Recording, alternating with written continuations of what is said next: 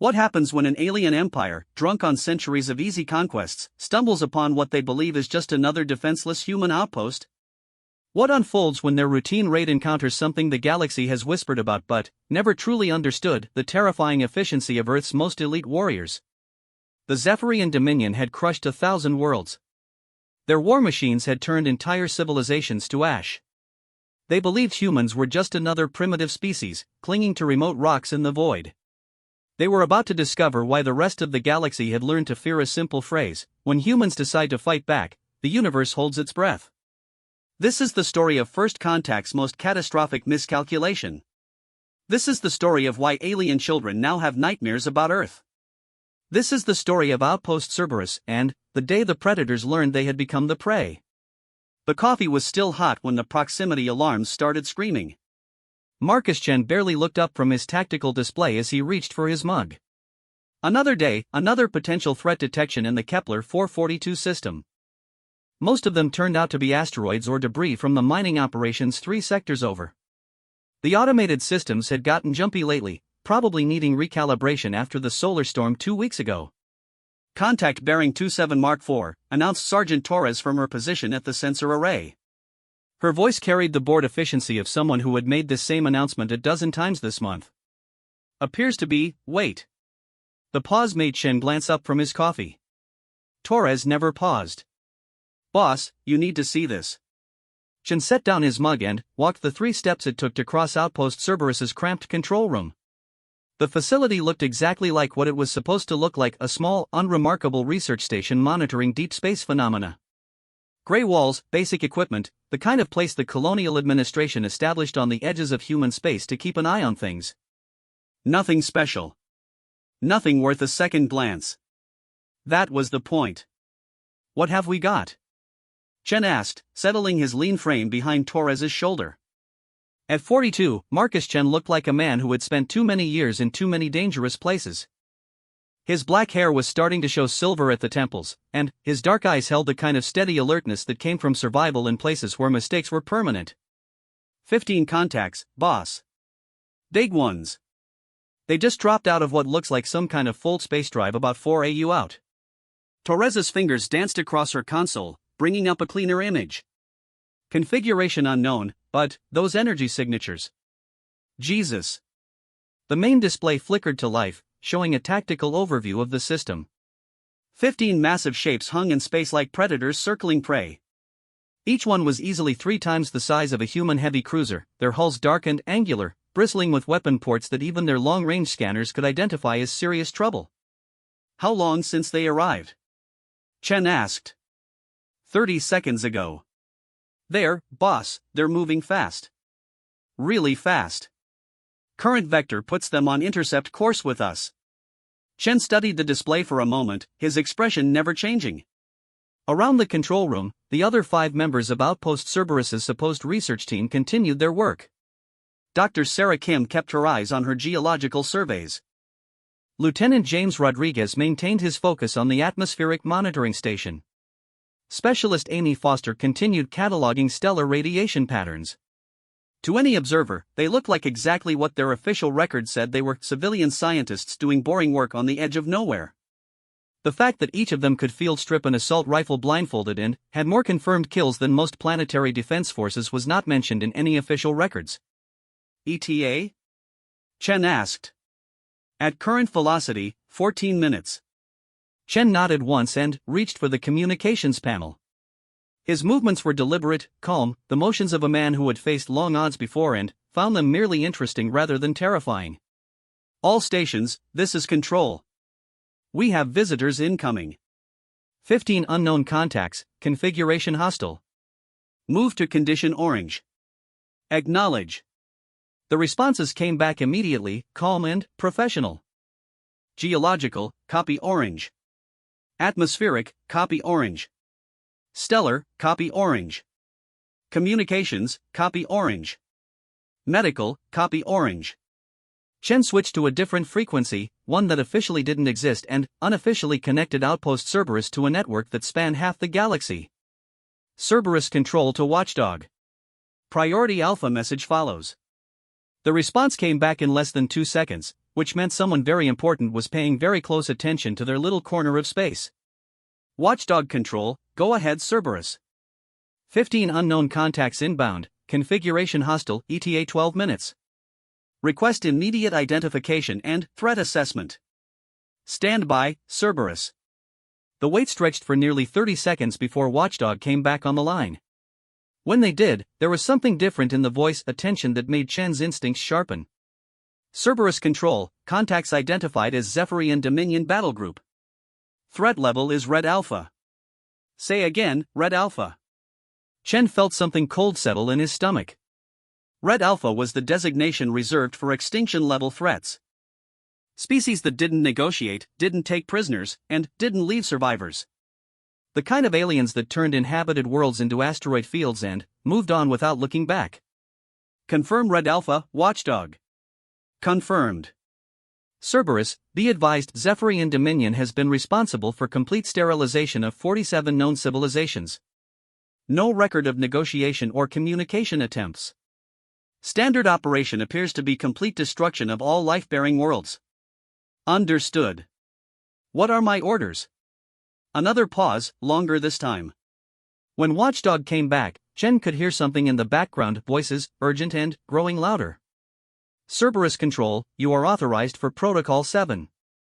Say again, Protocol 7 is authorized. Chen closed his eyes for a moment. Protocol 7.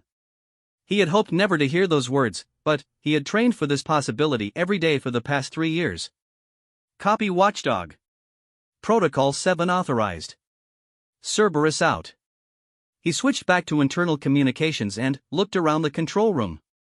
His team was still maintaining their cover, but he could see the subtle changes in posture that told him they had heard every word of his conversation. They were ready. All stations, this is Control. We are now Condition Red. Protocol 7 is authorized. Acknowledge. This time the responses came back with a different edge to them, a sharpness that would have surprised anyone who thought they were talking to civilian researchers. Geological, copy Red. Standing by for 7. Atmospheric, copy Red. Standing by for 7. Stellar, copy Red. Standing by for 7. Communications, copy Red. Standing by for 7. Medical, copy Red. Standing by for 7. Chen looked at Torres, who had swiveled her chair around to face him. Behind the thick glasses and the soft features that made her look like a librarian, Chen could see the cold focus of someone who had earned her place in Earth's most classified military unit through a combination of ruthless intelligence and absolutely terrifying competence. What do you think, Torres? 15 Zephyrian battleships against 6 humans on a research station. Sounds fair to you? Torres smiled, and, for just a moment her disguise slipped completely. The expression that crossed her face was the kind that made smart people run in the opposite direction. Honestly, boss? I'm thinking the Zephyrians should have brought more ships. Chen nodded and reached for a panel that was hidden under his console. His fingers found the biometric scanner, and a moment later a section of the wall slid back to reveal something that definitely wasn't standard equipment for a research outpost. The Scorpion anti-ship defense system had cost the colonial defense forces more money than most planets made in a decade. It could track and engage up to 30 targets simultaneously, and its plasma torpedoes could punch through the armor of anything short of a dreadnought. The fact that Outpost Cerberus had 6 of them was not mentioned in any budget reports. Time to contact? 8 minutes, boss. Chen opened another hidden panel and began entering a long sequence of codes. Around the room, his team was making similar preparations. Dr. Kim's geological surveys had turned into target tracking systems. Lieutenant Rodriguez's atmospheric monitors had become sensor arrays capable of detecting ships across star systems. Specialist Foster's stellar radiation equipment had transformed into communications gear that could punch signals through hyperspace itself. Outpost Cerberus was starting to show its true face. Torres, give me everything you can on those ships. I want to know their capabilities, their weaknesses, their favorite colors, and what they had for breakfast. On it, boss. Her fingers flew across her console, pulling data from sensor arrays that had never appeared on any schematic. I'm reading heavy plasma cannons, particle beam weapons, and, oh, this is interesting. They're not running defensive shields. No shields? Nothing I can detect. Looks like they're relying on armor and point defense systems. Chen smiled grimly. No shields meant the Zephyrians were used to fighting enemies who couldn't hurt them at range. They had probably never faced an opponent capable of punching through their armor from this distance. Kim, what's the status on our defensive systems? Coming online now, boss. All 6 Scorpion platforms are armed and ready. Point defense grid is active. If they want to dance, we can dance. Rodriguez, I need a full sensor sweep. I want to know if there are any more surprises out there. Scanning now. System appears clear except for our new friends, but I'm detecting some unusual energy readings from their ships. They're running hot, boss. Really hot. Foster, get me a direct line to Fleet Command. Use the quantum entanglement communicator. Boss, that will blow our cover completely. Foster, in about 5 minutes our cover is going to be the least of our problems. The quantum communicator was humanity's newest toy, borrowed from the wreckage of an alien ship that had made the mistake of attacking a human colony 3 years ago. It could send messages instantaneously across any distance, but using it would announce to everyone in this part of the galaxy that Outpost Cerberus was considerably more than it appeared to be. Fleet Command, this is Cerberus Actual. Priority Alpha override. The response was immediate. Cerberus Actual, this is Admiral Morrison. I've been monitoring your situation. What's your status? 15 Zephyrian battleships inbound, ETA 4 minutes. We are weapons free and ready to engage. Cerberus, be advised reinforcements are en route but your ETA is 43 minutes. You're on your own until then. Chen looked around the control room. 6 people against 15 ships that had destroyed entire civilizations. The smart play would be to evacuate, to run, to live to fight another day. But Marcus Chen hadn't been selected for this assignment because he made smart plays. He had been selected because when the impossible happened, he was the kind of man who looked at impossible odds and decided they just made things interesting. Understood, Admiral. Cerberus will hold the line. Good luck, Marcus. Give them hell.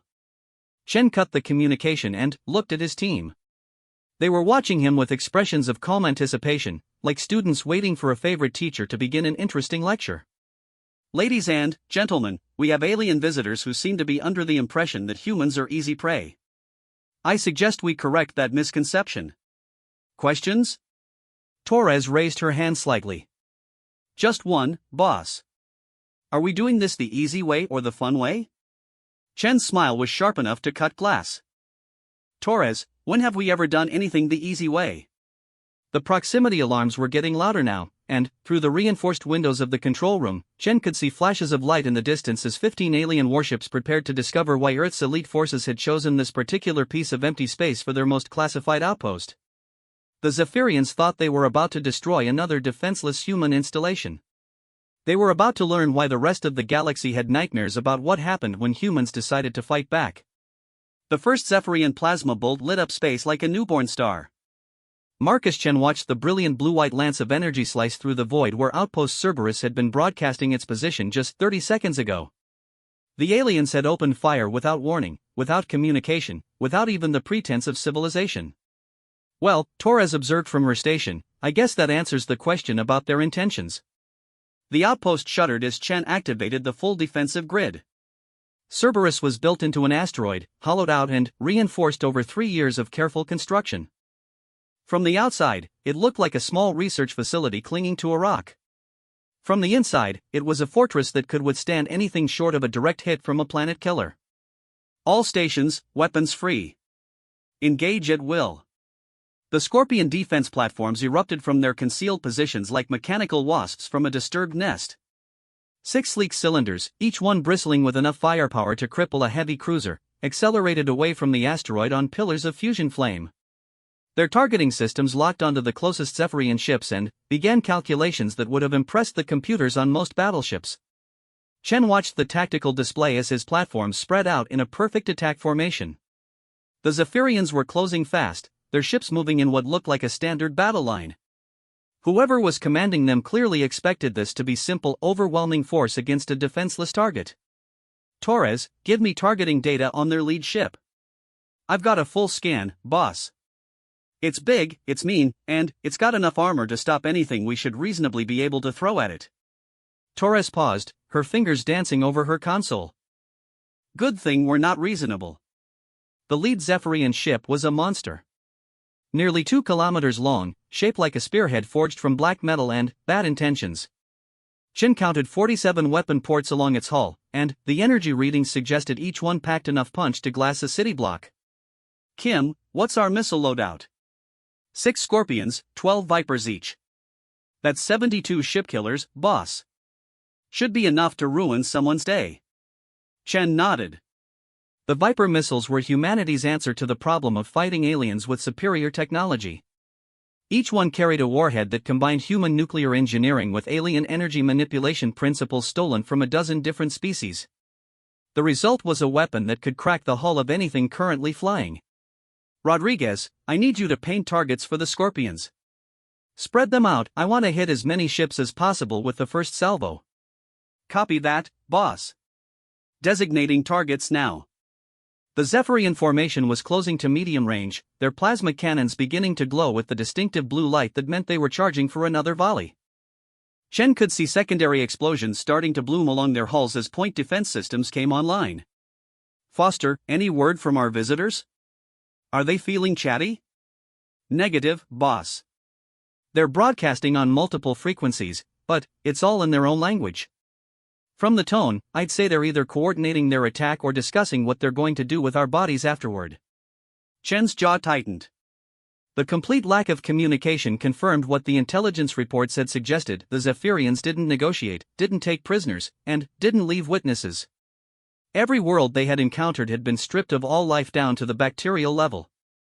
In that case, let's give them something to really talk about. Torres, coordinate firing solution with Rodriguez. I want a full alpha strike on their lead elements.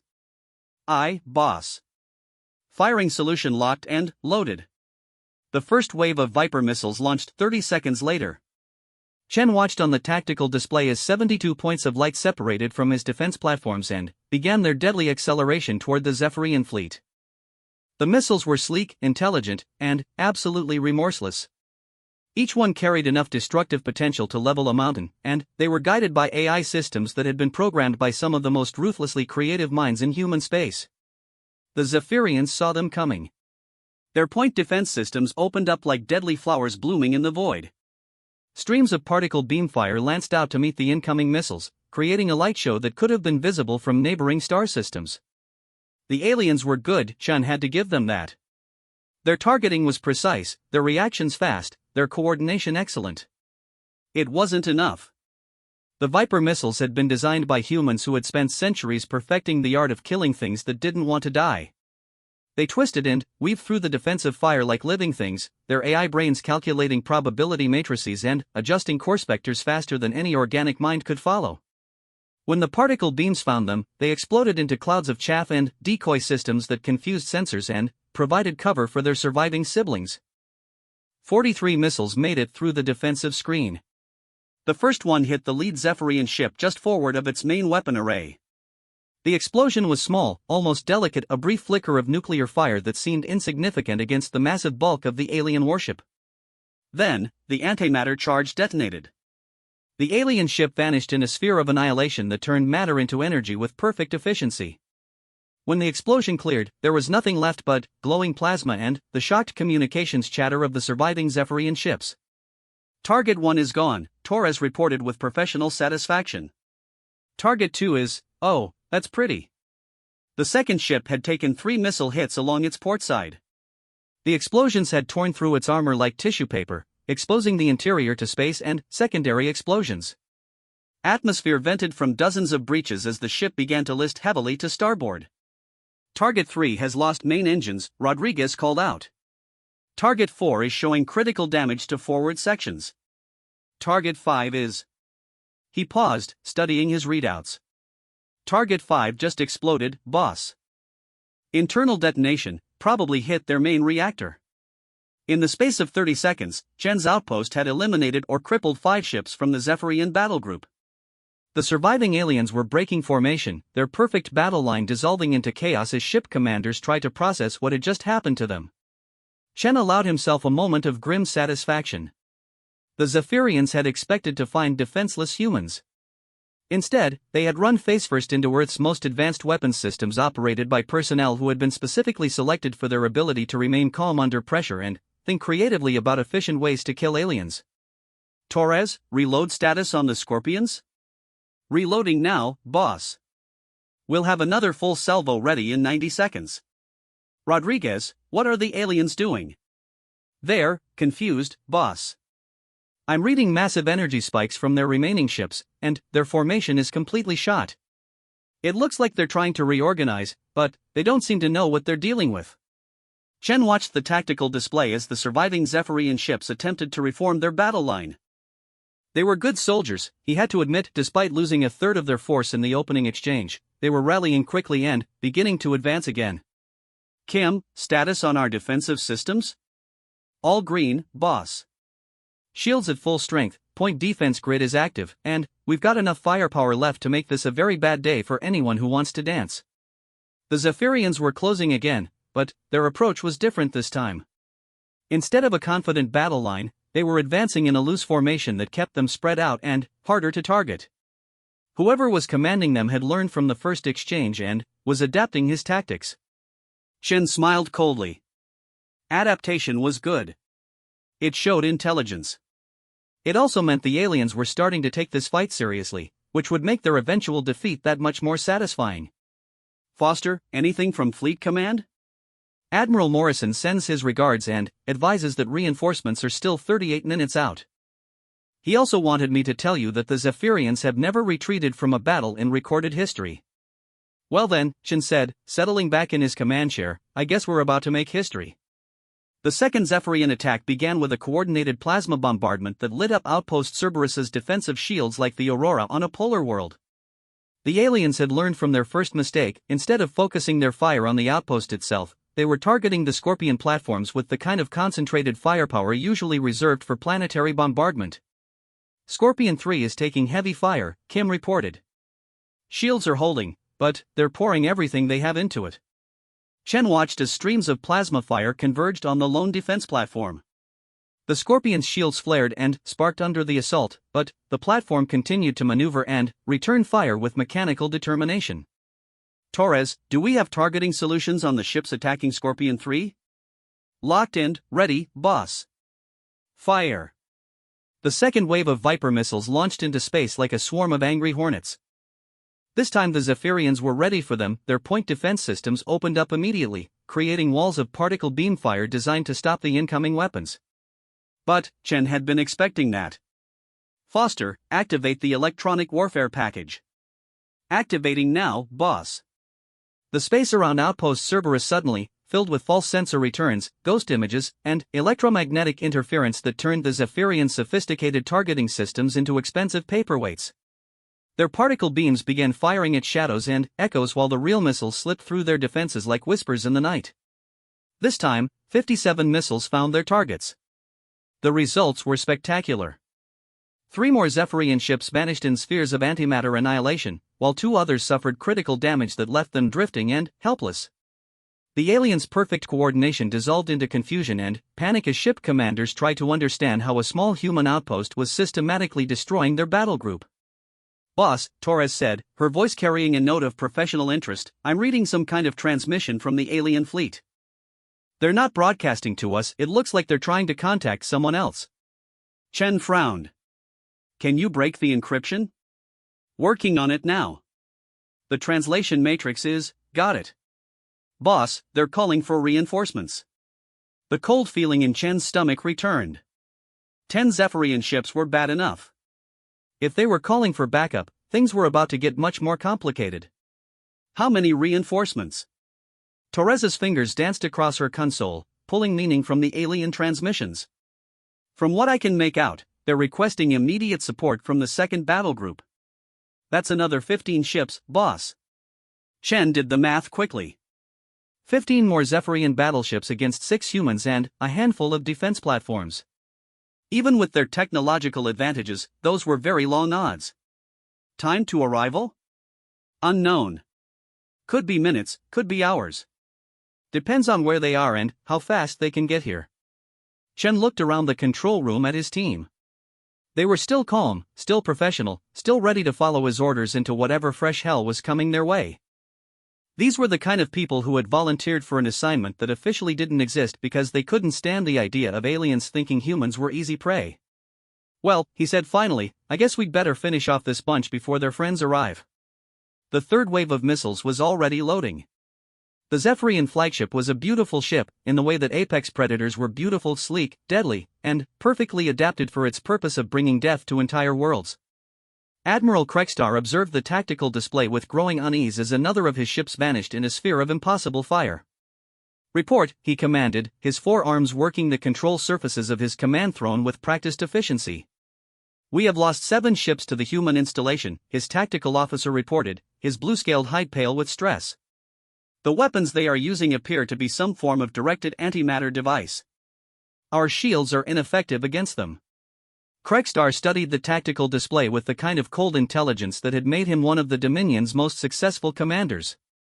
In 43 campaigns against lesser species, he had never lost more than 2 ships to enemy action.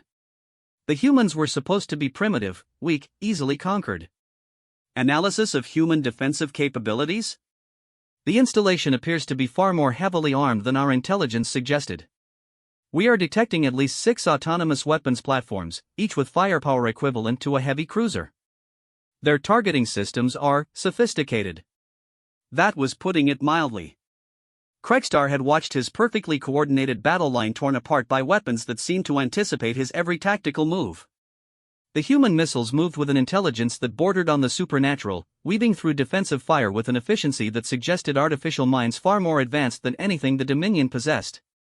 What of reinforcements? The second battle group acknowledges our request and is en route. Estimated arrival in 23 minutes. Kregstar's mandibles clicked in what might have been satisfaction. 23 minutes to hold position against 6 humans and their mechanical guardians. His remaining 7 ships should be able to manage that, especially if they employed more cautious tactics. All ships, implement Formation 7. Maintain maximum range and focus fire on the weapons platforms. Do not close with the installation until the platforms are eliminated. The response came back immediately from his surviving ship commanders, their voices tight with the kind of professional calm that came from years of successful conquest. They were good officers, veterans of campaigns that had reduced entire stellar nations to radioactive rubble. None of them had ever faced anything like Outpost Cerberus. Marcus Chen watched the alien ships begin to spread out into a defensive formation and smiled grimly. The Zephyrians were learning, adapting their tactics in response to the devastating losses they had suffered. It showed intelligence and professionalism. It also showed that they still didn't understand what they were really fighting. Torres, what's the status on their formation change? They're playing it smart now, boss. Maximum range engagement, focused fire on our platforms instead of the base. Textbook response to an unexpected threat. Kim, how are our Scorpions holding up? Scorpion 4 is at 60% shield strength after that last barrage. The rest are in good shape, but they're concentrating their fire now. We're going to start taking serious damage if this keeps up. Chen nodded. The Zephyrians had good reason to focus on his defense platforms. As long as the Scorpions were active, their fleet was going to keep taking casualties. But destroying the platforms would require them to maintain their current position for several more minutes, and Marcus Chen had no intention of giving them that time. Rodriguez, I need a firing solution on their flagship. The big one in the center of their formation. Boss, that ship is 2 kilometers long and built like a fortress. Even our Vipers are going to have trouble with that much armor. Rodriguez, trust me. I have an idea. Chen's fingers moved across his control panel, accessing systems that existed in the deepest classified files of Earth's military databases. Outpost Cerberus wasn't just armed with conventional weapons, it was the testing ground for humanity's most experimental military technology. Foster, activate the Hellbore cannon. Foster's fingers paused over her console. Boss, are you sure? We've never tested it against a live target. Foster, we've never had a live target worth testing it on. The Hellbore cannon had been theoretical until 3 months ago, when the engineering teams had finally solved the power distribution problems. It was based on principles stolen from the wreckage of an alien dreadnought, combined with human engineering and the kind of creative thinking that made other species nervous about humanity's potential. Deep beneath Outpost Cerberus, fusion reactors began pouring power into magnetic containment fields. Exotic matter that existed only in laboratory conditions started to accumulate in chambers that had cost more than most planetary defense budgets. Warning lights began flashing as energy levels climbed toward theoretical maximums. Hellbore charging, Foster reported. Power at 30% and climbing. Estimated time to full charge, 4 minutes. Chen switched to the tactical frequency. All Scorpion platforms, coordinate on my mark. I want every remaining missile targeted on the alien flagship's escort ships. Leave the big one alone. Boss, Torres asked quietly, what's the plan? Chen's smile was sharp enough to cut vacuum. We're going to show the Zephyrians why humans don't build research stations, we build traps. Admiral Kregstar watched his tactical display with growing confidence as his ships poured concentrated fire into the human weapons platforms. The defensive installations were tough, but they weren't invincible. His gunners had found the range now, and the focused bombardment was beginning to show results. Tactical status on enemy platforms? Platform 4 is showing critical damage. Platform 2 is down to 40% effectiveness. We estimate complete neutralization in 8 minutes. Excellent. Maintain current. The alarm that cut through his words was one Kregstar had never heard in 4 decades of military service. His ship's computer was screaming warnings about energy buildups, massive power signatures, and threat levels that exceeded its ability to calculate. Report. What is that energy signature? His sensor officer's voice was tight with disbelief. Admiral, the human installation is generating a power curve that's impossible. No ship-mounted weapon should be able to generate that kind of energy. Kregstar's 4 eyes focused on the tactical display. The human installation was indeed showing energy readings that defied everything the Dominion knew about portable weapons technology. Whatever they were powering up, it was drawing energy at a rate that should have overloaded any known power system. Time to estimated discharge? Unknown, Admiral. Our computers cannot model a weapon system with this power curve. For the first time in his career, Admiral Kregstar felt something that might have been fear. The third wave of human missiles launched while his attention was focused on the mysterious energy buildup. This time there were fewer of them, only 36 weapons, but they moved with the same impossible coordination as before. His point defense systems engaged them automatically, but Kregstar barely noticed. All of his attention was focused on the energy readings coming from Outpost Cerberus. All ships, evasive maneuvers. Random patterns, maximum acceleration. But, even as he gave the order, Kregstar knew it was probably useless. Whatever weapon the humans were preparing, it was beyond anything in Dominion experience. The power levels were so enormous that his instruments couldn't even provide accurate readings. Admiral, his communications officer called out, we are receiving a transmission from the human installation. On screen. The main display flickered to life, showing the interior of what appeared to be a standard colonial research station. A human male in civilian clothes sat behind a basic control console, looking for all the world like a scientist discussing experimental results. Only his eyes suggested otherwise. They were the eyes of someone who had looked into the abyss and found it interesting rather than terrifying. This is Commander Marcus Chen of Outpost Cerberus, the human said, his voice carrying the casual tone of someone discussing the weather. You have attacked a human installation without provocation, destroyed our equipment, and attempted to murder civilian researchers. Kregstar leaned forward in his command throne. This was unprecedented. In 43 campaigns, no enemy had ever attempted to communicate during active combat operations. I am Admiral Kregstar of the Zephyrian Dominion. You will surrender immediately or be destroyed. The human's expression didn't change. Admiral, you seem to be under the impression that you're in a position to make demands. Allow me to correct that misconception. The energy readings from the human installation spiked to levels that made Kregstar's sensors scream in electronic protest.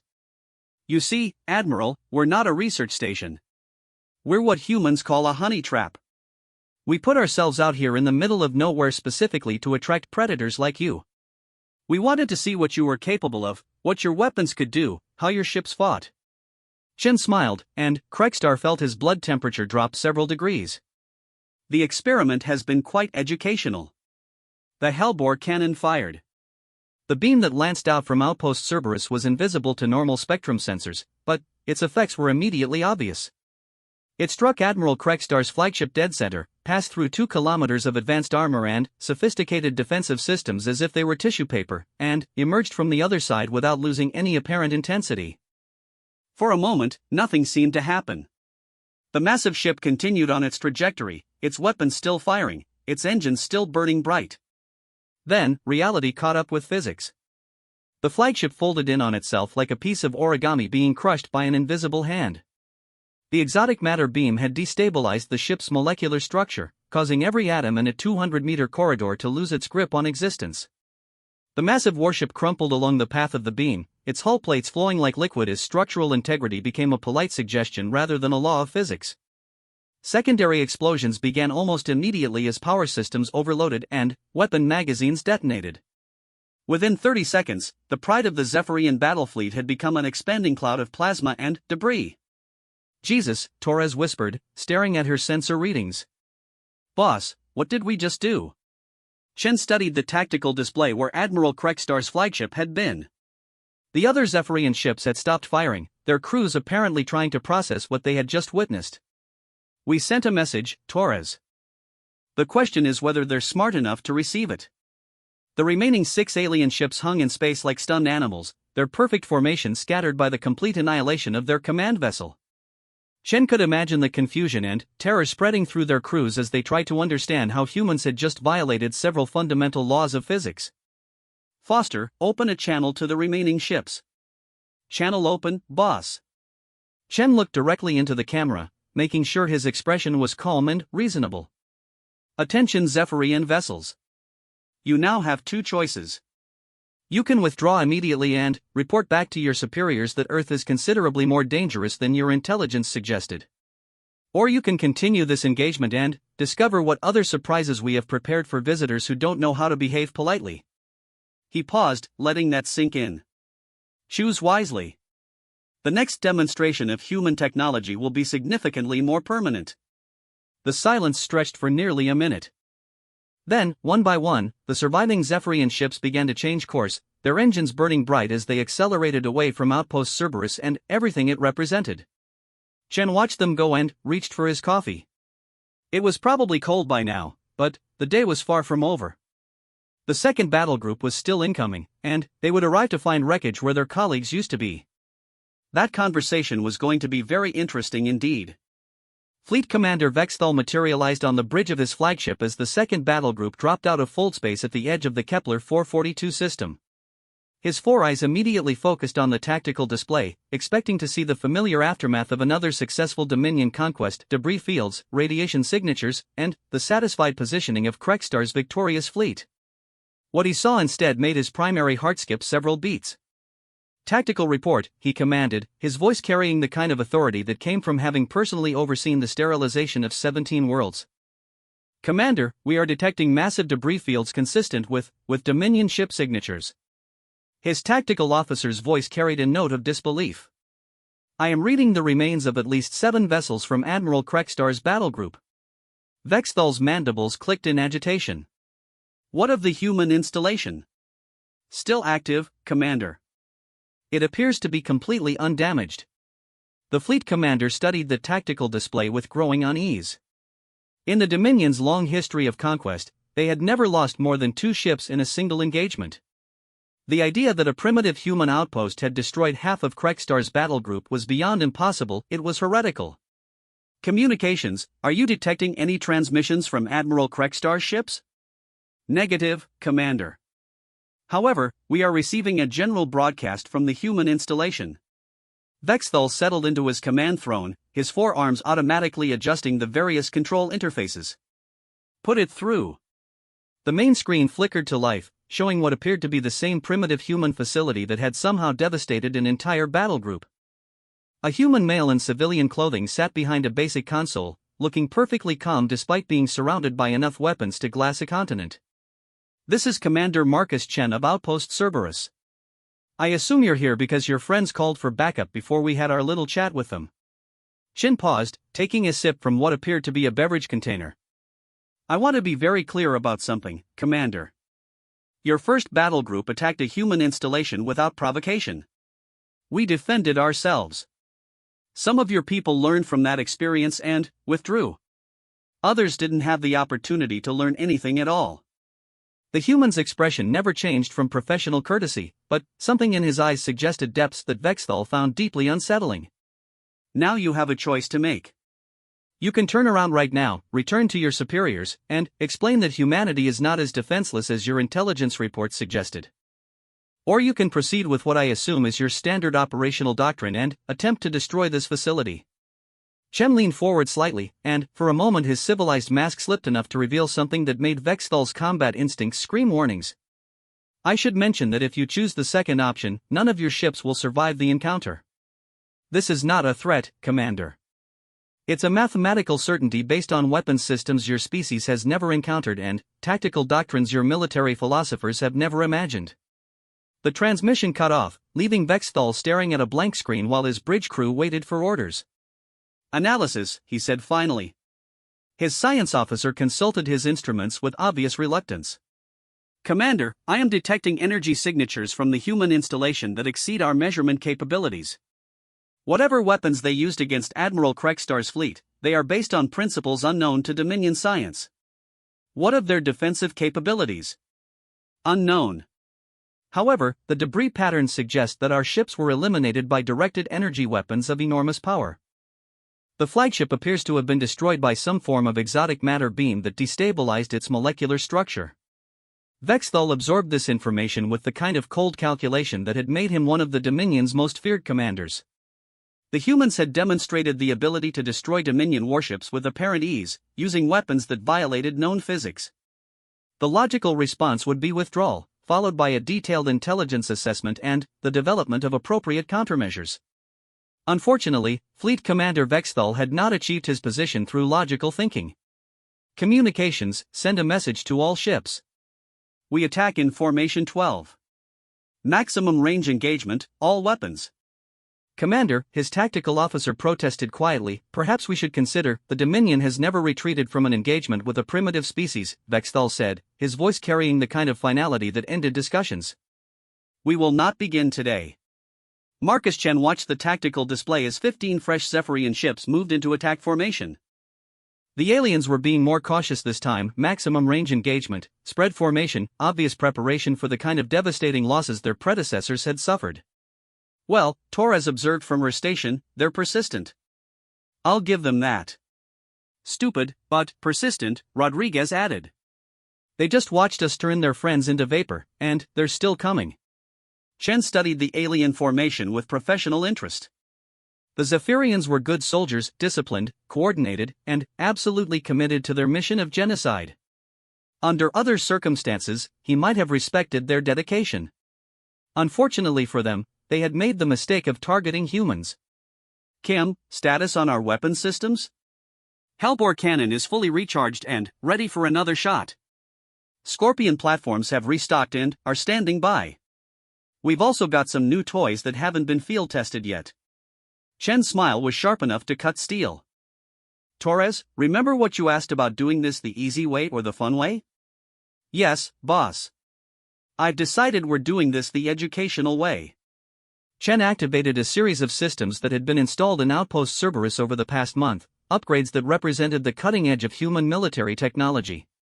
The asteroid facility began to unfold like a mechanical flower, revealing weapons systems that had never appeared in any official documentation. Foster, activate the Prometheus array. Boss, Foster said quietly, are you sure? We don't know what the long-term effects, Foster, those ships are carrying enough firepower to sterilize a planet. I'm not interested in long-term effects. The Prometheus array was humanity's newest experiment in applied physics, based on principles derived from the study of stellar formation. Deep beneath Outpost Cerberus, magnetic containment fields began manipulating matter at the subatomic level, creating conditions that normally existed only in the hearts of stars. Array charging, Foster reported. We're generating localized fusion reactions in 17 separate chambers. Power output is climbing toward theoretical maximum. Rodriguez, I need targeting solutions on their entire fleet. Boss, you want me to target all 15 ships simultaneously? Rodriguez, that's exactly what I want you to do. The Prometheus array was designed around a simple concept: if you could artificially recreate the fusion processes that powered stars, you could channel that energy into weapons systems that operated on scales normally reserved for stellar phenomena. The engineering challenges had taken 3 years to solve, and the power requirements were enormous. But the results were worth it. Kim, what's the status on our secondary systems? All green, boss. Gravitational manipulators are online, temporal distortion field is ready for activation, and the quantum torpedo launchers are loaded with our newest warheads. Chen nodded. Outpost Cerberus wasn't just a weapons testing facility, it was a demonstration of what human engineering could accomplish when survival was on the line. Every system had been designed to counter specific alien threats, and the Zephyrians were about to discover why humanity had become the most feared species in this part of the galaxy. All stations, prepare for full engagement. This time we're not just defending ourselves, we're making a statement. Fleet Commander Vexthal watched his tactical display as his ships closed to engagement range. The human installation looked exactly the same as it had in the intelligence reports: a small, unremarkable facility clinging to an asteroid. There was nothing to suggest it possessed weapons capable of destroying an entire battle group.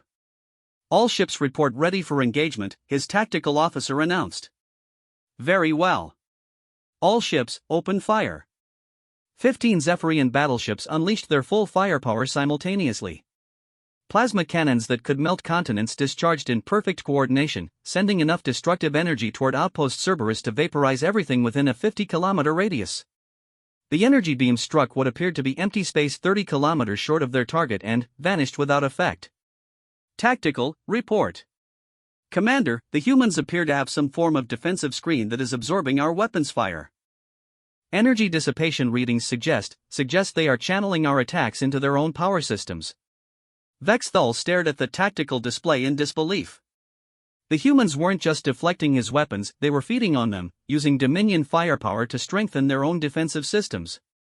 All ships, cease fire, and the return volley from Outpost Cerberus cut off his orders with the kind of absolute finality usually reserved for stellar catastrophes.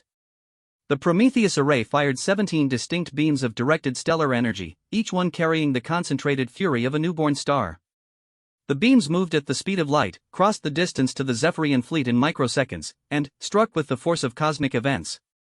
7 Zephyrian ships simply vanished, their molecular structure overwhelmed by energy densities that exceeded theoretical maximums. 4 others suffered critical damage as stellar fire burned through their hulls like torches through tissue paper. The remaining ships found themselves caught in gravitational distortions that crushed their superstructures and left them drifting helplessly in space. But Marcus Chen wasn't finished. Torres, activate the quantum torpedo batteries. Boss, we only have 12 torpedoes total. Torres, we only have 4 ships left to target. The quantum torpedoes were the result of human scientists studying captured alien technology and asking the kind of questions that made theoretical physicists wake up in cold sweats. Each warhead contained a microscopic black hole suspended in a magnetic containment field, programmed to destabilize upon impact. When they struck the surviving Zephyrian ships, reality briefly forgot how to function properly. Spacetime itself twisted around the impact points, creating gravitational anomalies that pulled the alien vessels into dimensions that mathematically existed but physically shouldn't. The ships didn't explode, they folded inward on themselves, disappearing into points of impossible curvature before winking out of existence entirely. In less than 90 seconds, the second battle group of the Zephyrian Dominion had been reduced from 15 ships to expanding clouds of debris and exotic radiation. Chen sat back in his command chair and reached for his coffee. It was definitely cold now, but the day's work wasn't quite finished. Foster, open a channel to Dominion High Command. Use the quantum entanglement communicator to punch the signal directly to their home system. Boss, that will let them know we can reach them anywhere in the galaxy. Foster, that's exactly what I want them to know. The response came back in less than 10 minutes, a face that appeared on the main screen with the kind of cold authority that suggested someone accustomed to giving orders that determined the fate of worlds. I am Supreme Commander Zaxthor of the Zephyrian Dominion. You will identify yourself. Chen looked directly into the camera with the same calm professionalism he had shown throughout the engagement. Supreme Commander, my name is Marcus Chen. I represent humanity's interests in this sector of space. You have destroyed 2 of our battle groups. Your forces attacked a human installation without provocation. We defended ourselves. The mathematics of the situation were quite straightforward. Zaxthor's 4 eyes focused on Chen with the intensity of someone trying to understand a completely new type of threat. What are your terms for surrender? Chen's smile was polite, reasonable, and absolutely terrifying. Supreme Commander, I think you misunderstand the situation. We're not surrendering to you. You're going to stay away from human space, or we're going to demonstrate additional capabilities that you really don't want to experience firsthand. You cannot threaten the Dominion. Supreme Commander, I'm not threatening anyone. I'm simply explaining the natural consequences of certain actions. Your ships attacked our facility. Your ships were destroyed. If you send more ships to attack our facilities, those ships will also be destroyed. If you attack human colonies, we will respond by visiting your homeworld with the kind of weapons your military analysts have been trying to understand for the past hour. Chen paused, letting that sink in. We're not interested in conquering your territory or destroying your civilization. We just want you to understand that humanity is not defenseless, and we do not respond well to genocidal attempts. The communication lasted another 10 minutes, but the essential message was clear: the Zephyrian Dominion had encountered something they had never faced before. A species that not only could defend itself, but possessed weapons that operated on principles their science couldn't explain. When the transmission ended, Chen leaned back in his chair and, finally, allowed himself to relax slightly. Boss, Torres asked quietly, what do you think they'll do? Chen considered the question while he sipped his cold coffee. Torres, I think they're going to go back to their territory and have a very long discussion about the wisdom of attacking random human installations. And, if they decide to escalate? Chen's smile was sharp enough to cut vacuum. Torres, if they decide to escalate, they're going to discover why Earth's military planners have been preparing for this conversation for the past 50 years. 6 months after the Battle of Cerberus, the ripples were still spreading across the galaxy like waves from a stone dropped into a still pond. Marcus Chen stood in the observation deck of the newly constructed Fortress Cerberus, watching construction drones put the finishing touches on defensive systems that made the original outpost look like a child's toy. Where once there had been a small research facility clinging to an asteroid, now there was a military installation that could hold off entire fleets. The irony wasn't lost on him. By trying to destroy what they thought was a defenseless outpost, the Zephyrians had forced humanity to reveal capabilities that would have remained classified for decades under normal circumstances. Admiral Morrison sends his compliments, Torres announced from behind him, her tone carrying the satisfaction of someone who had been recently promoted and was enjoying the increased responsibilities. Fleet Command wants to know if you're ready for the diplomatic delegation. Chen turned away from the observation window, adjusting the collar of his new uniform. The transition from classified operations to public diplomacy was taking some getting used to, but the events at Cerberus had made anonymity impossible. When you destroyed 2 entire alien battle groups in a single engagement, people tended to notice. How many species are sending representatives? 17 confirmed, with 3 more requesting permission to attend. The Altarian Republic wants to discuss mutual defense treaties, the Vegan Confederacy is asking about technology sharing agreements, and the Centauri Alliance wants to know if we're interested in joining their trade network. Chen smiled grimly. 6 months ago, most of the galaxy had considered humanity a barely sapient species clinging to a handful of backwater worlds. Now they were receiving diplomatic overtures from civilizations that had been spacefaring when humans were still discovering fire. What about the Zephyrians? Torres's expression hardened. Radio silence. Our long-range scouts report that their fleets have pulled back to defensive positions around their core worlds. Word is they're having internal discussions about strategic doctrine. Translation, they're trying to figure out how badly they screwed up. That's the general consensus, yes. The diplomatic meeting was scheduled for 1,400 hours, but Chen had other business to attend to first. He made his way through corridors that had been carved from solid rock and reinforced with materials that could withstand direct hits from stellar-class weapons. Fortress Cerberus was humanity's statement to the galaxy, a declaration that Earth was no longer content to hide in the shadows. The briefing room was already occupied when he arrived. Dr. Sarah Kim had traded her civilian clothes for the uniform of Earth's newly formed Diplomatic Protection Service, but her eyes still held the same cold competence that had made her so effective in their previous role. Lieutenant Rodriguez wore the insignia of a full colonel now, his promotion fast-tracked after his performance during the battle. Specialist Foster had accepted a position with the Intelligence Division, her talents for electronic warfare considered too valuable to waste on routine assignments. Status report, Chen requested as he took his seat at the head of the conference table. The diplomatic delegations are on schedule, Kim reported. Most of them seem genuinely interested in establishing formal relations with humanity. A few are probably here to evaluate our capabilities and determine whether we represent a threat to their interests. Rodriguez pulled up a holographic display showing the current tactical situation in their sector of space. Intelligence reports that the Zephyrian withdrawal has created a power vacuum. 3 different species are moving to claim systems that the Dominion abandoned, and there are rumors of internal conflicts within their territory.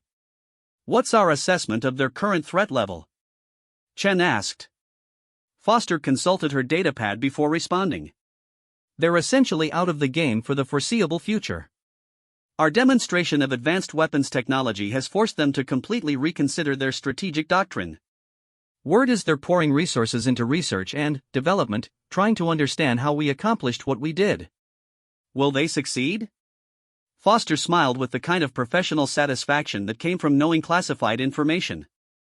The principles behind our weapons systems are based on research that took humanity 30 years to develop, using insights stolen from a dozen different alien species.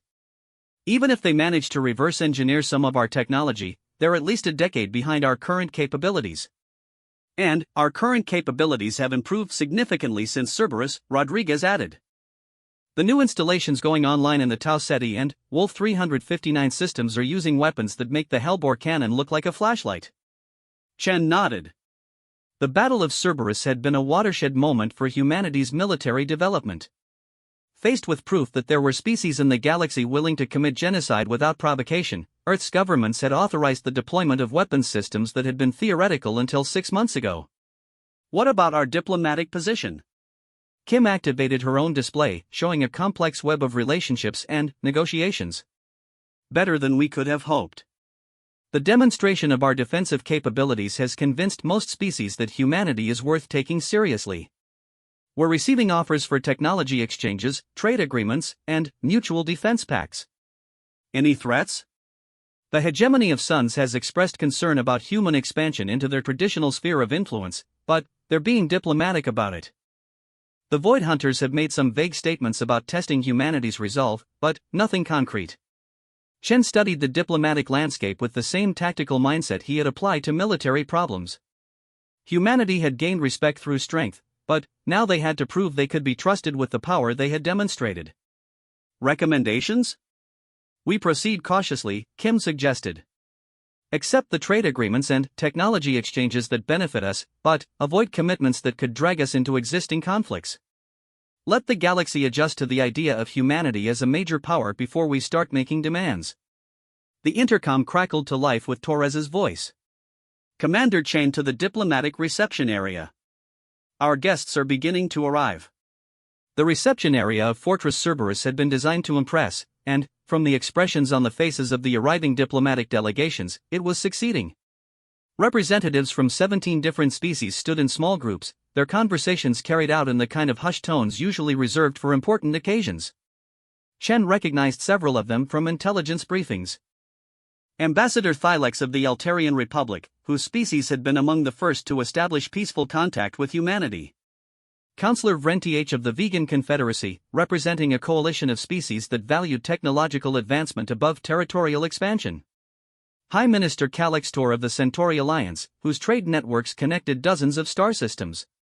But it was the unexpected guests that drew his attention. Commander Chen, a voice called out in perfectly accented English.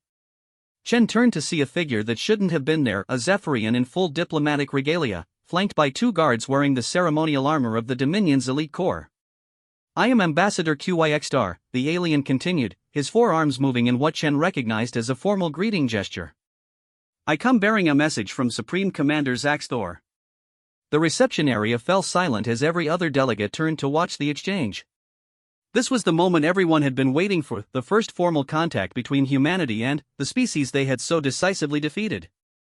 Ambassador, Chen replied with careful neutrality. You're not on the guest list. I am aware of this. However, the message I carry is of sufficient importance that protocol may be set aside. Chen considered his options quickly. Refusing to hear the message would be interpreted as weakness by some species and unnecessary aggression by others. But allowing the Zephyrians to dictate terms would send its own signals about humanity's diplomatic position. Very well. You may deliver your message. HFY straightened to his full height, his four eyes focusing on Chen with unmistakable intensity. The Zephyrian Dominion formally acknowledges the sovereignty of human space and requests the establishment of diplomatic relations. We propose the negotiation of a non-aggression treaty and the exchange of ambassadors. The silence stretched for several seconds before Chen responded. That's quite a change from your previous position, Ambassador. The Dominion has reconsidered its assessment of human capabilities. We believe that peaceful coexistence serves the interests of both our species. Chen looked around the reception area at the representatives of 17 different civilizations, all of them waiting to see how humanity would respond to this unprecedented offer. Ambassador HFY, I will convey your message to my superiors. However, I should point out that any diplomatic relationship between our species will need to address the Dominion's previous attempts at genocide against human installations. HFY's mandibles clicked in what might have been nervousness. The incidents at Cerberus were regrettable misunderstandings. The commanders responsible acted without proper authorization. Ambassador, the commanders responsible were Admiral Krekstar and Fleet Commander Vexthal, representing the 1st and 2nd battle groups of the Dominion Navy. Are you suggesting they attacked human installations without orders from your government? The Zephyrian diplomat hesitated for a moment before responding. The Dominion acknowledges that errors were made in the classification of human territory. We are prepared to offer appropriate compensation for any damages that occurred. Chen smiled with the kind of polite civility that made smart people nervous. Ambassador, we'll certainly consider your offer. In the meantime, I suggest you review the sensor records of what happened to your battle groups. It might help inform your government's future policy decisions. The diplomatic reception continued for another 2 hours, with representatives from various species presenting their proposals for cooperation with humanity. Trade agreements, technology exchanges, cultural missions, and mutual defense pacts. The galaxy was suddenly very interested in what Earth had to offer. But it was the private conversation Chen had with Ambassador Thylex that proved most illuminating. You have changed everything, the Altarian said quietly as they stood near one of the observation windows overlooking the construction projects. For generations, the balance of power in this region was maintained by the understanding that the Zephyrians could destroy any opponent. Now that balance is gone. Is that good or bad for galactic stability? Chen asked. Thylex considered the question carefully. That depends entirely on what humanity chooses to do with its newfound influence. The galaxy is watching very carefully to see whether you will become protectors or predators. And, what's your assessment? The Altarian's expression was unreadable, but his tone carried notes of both hope and wariness. Commander Chen, your species destroyed 2 Zephyrian battle groups and, then, offered their survivors safe passage home. You could have pursued them, could have pressed your advantage, could have demanded tribute or territory. Instead, you chose restraint. Thylex paused, looking out at the stars visible through the observation window. That suggests a maturity that is unusual among species that achieve advanced military capabilities. But time will tell whether this restraint is genuine or merely strategic. 3 hours later, Chen stood alone in his office overlooking the construction drones as they continued their endless work. Fortress Cerberus was becoming a symbol of humanity's emergence as a galactic power, but it was also a reminder of the responsibilities that came with such status. Torres entered without knocking, a habit left over from their days as a classified unit. How did it go? She asked, settling into the chair across from his desk. Better than expected. We've got trade agreements with 4 species, technology exchange proposals from 6 others, and formal diplomatic recognition from everyone except the Void Hunters. What about the Zephyrians? Chen leaned back in his chair, considering the implications of the day's events. They're scared, Torres. Really scared. For the first time in their history, they've encountered a species that can match their military capabilities and has chosen not to destroy them for it. That's got to be a difficult adjustment for a species built around conquest. Which brings up an interesting question: what do we do with them now? They're still a threat, but they're also a potential ally if they can adapt to a galaxy where they're not the apex predators. Torres smiled with the kind of dark humor that came from having survived impossible odds. Boss, 6 months ago we were pretending to be civilian researchers on a remote outpost. Now we're making strategic decisions that affect the balance of power in the galaxy. How did our lives get so complicated? Chen looked out at the stars and thought about the journey that had brought them to this point, from a secret installation designed to test humanity's newest weapons to a fortress that had become the diplomatic center for an entire sector of space. Torres, I think we stopped being researchers the moment we decided to fight back. Everything since then has just been learning to live with the consequences. The tactical display in his office showed the current positions of known fleets throughout their region of space. Human ships were moving to establish new installations, alien species were repositioning their forces in response to changed circumstances, and, somewhere in the dark between the stars, other civilizations were watching to see what humanity would do next. The galaxy had learned that humans were dangerous when threatened. Now it remained to be seen whether they could be trusted with the power that knowledge had given them. Marcus Chen finished his report to Earth Command and leaned back in his chair. Tomorrow would bring new challenges, new diplomatic crises, new tests of humanity's ability to navigate the complex relationships that governed galactic civilization. But, tonight, he allowed himself a moment of quiet satisfaction. 6 months ago, the Zephyrians had attacked what they thought was a defenseless outpost. Instead, they had discovered that humanity had been preparing for this conversation for decades. The predators had learned they were no longer alone at the top of the food chain. And the galaxy was a very different place because of it.